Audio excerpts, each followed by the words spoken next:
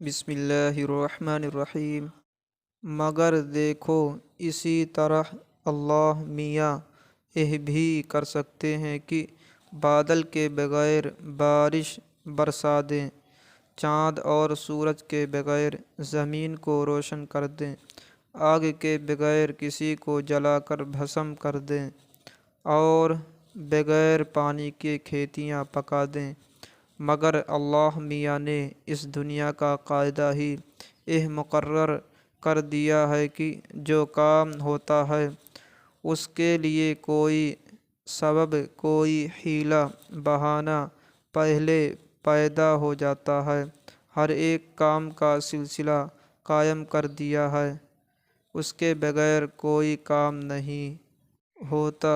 اسی لیے اس دنیا کو عالم اسباب کہتے ہیں۔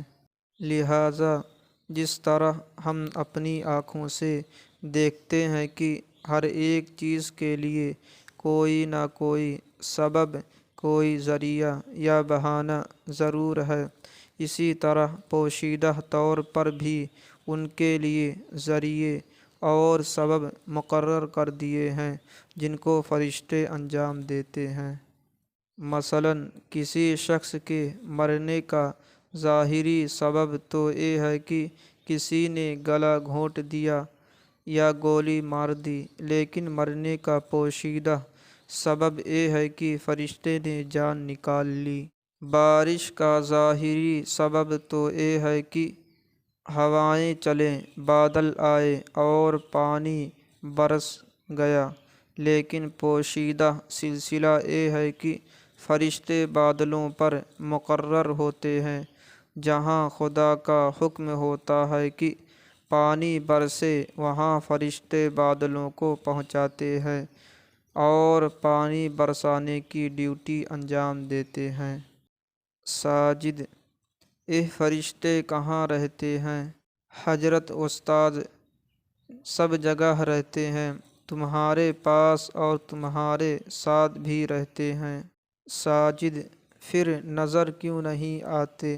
حضرت: استاذ اس لیے کہ ہماری آنکھوں میں اتنی طاقت نہیں ہے کہ ان کو دیکھ سکیں۔ تم ہی بتاؤ تمہارے اندر جان ہے یا نہیں؟ ساجد: ہے۔ استاذ: کہاں ہے؟ ساجد: ہمارے اندر ہے۔ استاذ صاحب کیا تم نے اپنی جان دیکھی ہے یا اس کو دیکھ سکتے ہو؟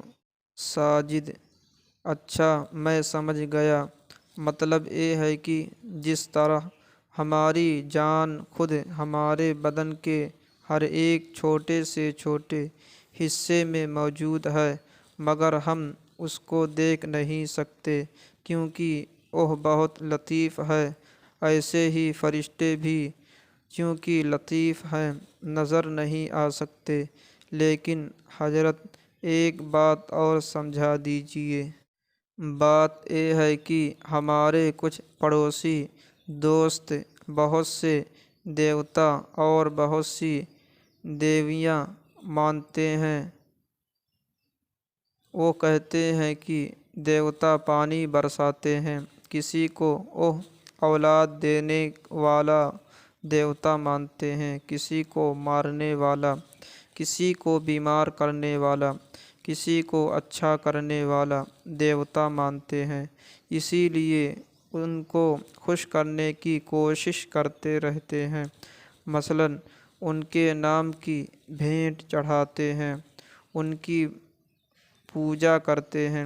تو فرشتوں میں اور دیوتاؤں میں کیا فرق ہے؟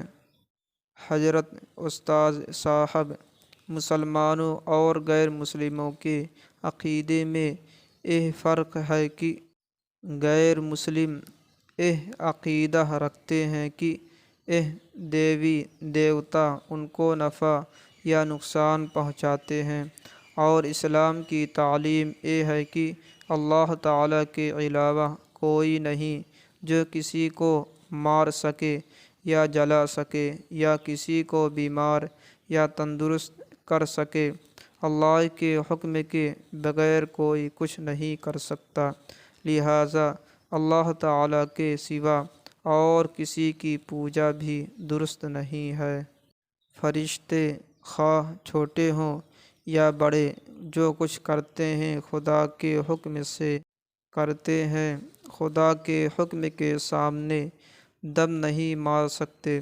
وہ خدا کی مرضی کے بغیر نہ کسی کی سفارش کر سکتے ہیں، نہ کسی کی برائی کر سکتے ہیں۔ وہ گناہوں سے اور کھانے پینے اور سونے جاگنے کی تمام الجھنوں سے پاک ہیں، مگر اس کے باوجود ان کا درجہ انسان سے بلند نہیں۔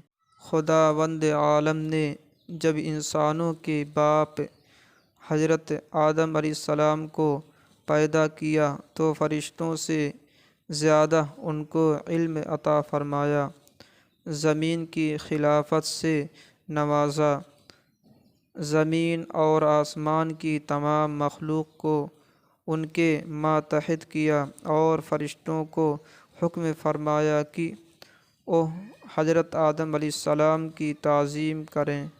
اب اگر انسان کی پوجا کرتا ہے تو گویا افسر اپنے ماتحت کے سامنے سر جھکاتا ہے۔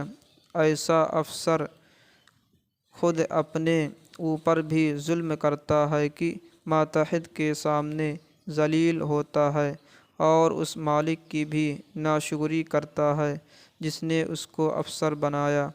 پس فرشتے، جنات یا دیوی دیوتا کسی طرح اس قابل نہیں کہ ان کی پوجا کی جائے، کیونکہ نمبر 1 وہ بھی انسان کی طرح مخلوق اور محتاج ہیں۔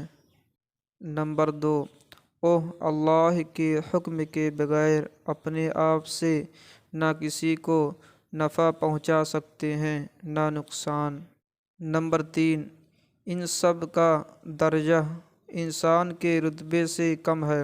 اسلام کی تعلیم یہ ہے کہ مخلوقات میں سب سے افضل انسان ہے، اسی لیے انسان کو اشرف المخلوقات کہا جاتا ہے۔ لہٰذا انسان کو اللہ کے سوا کسی کے سامنے نہ سر جھکانا درست ہے اور نہ کسی سے مراد مانگنا یا کسی کے نام پر بھیٹ چڑھانا جائز ہے۔ اسلام نے ان سب باتوں کو حرام اور شرک قرار دیا ہے۔ سوالات: نمبر 1 فرشتے کون ہیں، ان کا کام اور ان کی غذا کیا ہے؟ نمبر 2 بڑے بڑے فرشتوں کے نام بتاؤ۔ نمبر 3 فرشتوں کی کیا ضرورت ہے؟ نمبر 4 فرشتے کیوں نظر نہیں آتے؟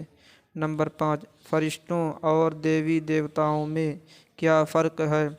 نمبر 6 اللہ کے سوا کسی دوسرے کی عبادت یا اس کے نام کی بھیٹ چڑھانا یا کسی سے کوئی مراد مانگنا کیوں حرام ہے؟